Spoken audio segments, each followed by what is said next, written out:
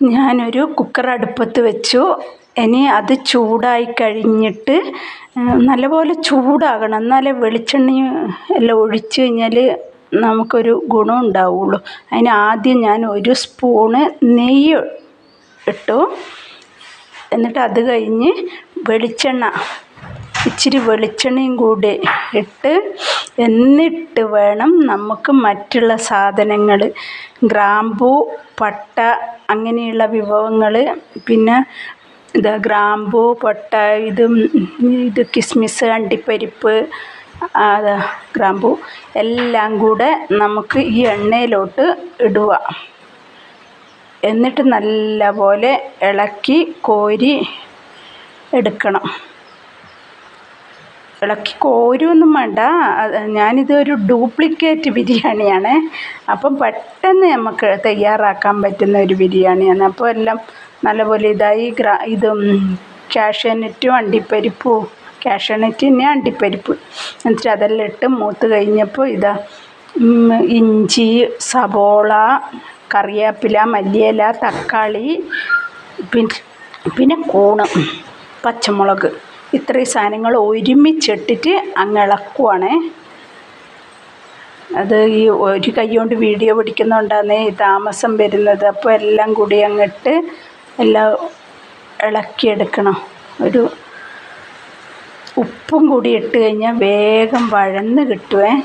ചടപടാന്നാക്കാൻ വേണ്ടി ഒരു വാഴേൻ്റെ ഒരു ഷൂട്ടിങ് നമ്മൾ കാണാൻ വേണ്ടി പോകുക. അപ്പോൾ അവിടെ ഒരു നോക്കായിട്ട് വെറുതെ നിൽക്കാമെന്നും പറഞ്ഞിട്ട് പോയതാണ്. അപ്പോൾ അതിന് വേണ്ടിയുള്ള ധൃതിയിലുള്ള പരിപാടിയാണ്. അപ്പോൾ എല്ലാം കൂടെ വേഗം ഒരുമിച്ചങ്ങിട്ട് കൂണും, ചിപ്പിക്കൂണാണ്, ചിപ്പിക്കൂണും കൂടി ഇട്ട് നല്ലപോലെ ഇളക്കി. എന്നിട്ട് വെള്ളം ഒഴിക്കണം നല്ലോണം വഴന്ന് കഴിയുമ്പോൾ. അരിയിട്ടു ഇളക്കി. എന്നിട്ട് കൂണും എല്ലാം കൂടി ഇട്ടിട്ട് ഒരുമിച്ച്, എന്നിട്ട് വെള്ളവും ആവശ്യത്തിന് ഒഴിച്ച് ഉപ്പും ഇട്ട് അടച്ചങ്ങ് വെക്കുക. ഒരു 2 വിസിലടുപ്പിച്ചാൽ മതി. എല്ലാം കൂടി തട്ടിക്കുട്ട് ബിരിയാണി. അപ്പം കൂടി എല്ലാം കൂടി ഇളക്കി ഇനിയിപ്പോൾ അടച്ച് വെക്കാം.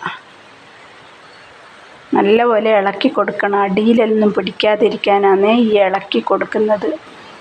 എന്നിട്ട് അടച്ച് വെക്കണം അടപ്പും കൊണ്ട്. 2 വിസിൽ മതിയേ. അപ്പോഴത്തേനും നമ്മുടെ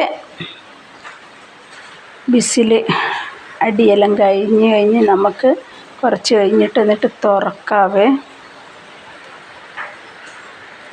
അങ്ങനെ നമ്മുടെ ബിരിയാണി ഇതാ റെഡി ആയിരിക്കുന്നു. 2 വിസിൽ കഴിഞ്ഞ് ആവി പോയിട്ട് വേണം എടുക്കാൻ. നല്ല ടേസ്റ്റാട്ടാ. എന്ത് രസമാണെന്നറിയാം ഈ ബിരിയാണി. ഞാൻ പിന്നെ സവോളയെല്ലാം തൈരും എല്ലാം കൂടി ഒരു ചള്ളാസും കൂടിയാക്കി കഴിച്ചു. അയ്യോ എന്നാ ടേസ്റ്റാണെന്നറിയാം. നെയ്യിൻ്റെ ചൊവ്വയും, കുറച്ച് എല്ലാ സാധനങ്ങളും കുറേശ്ശേ ചേർത്തിട്ടുള്ളൂ. പക്ഷെ നല്ല രസമുണ്ടായിരുന്നു കഴിക്കാൻ. പെട്ടെന്ന് അങ്ങനെ കൂണ് ബിരിയാണി റെഡിയാക്കി.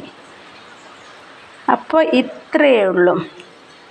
Tata, bye bye, okay.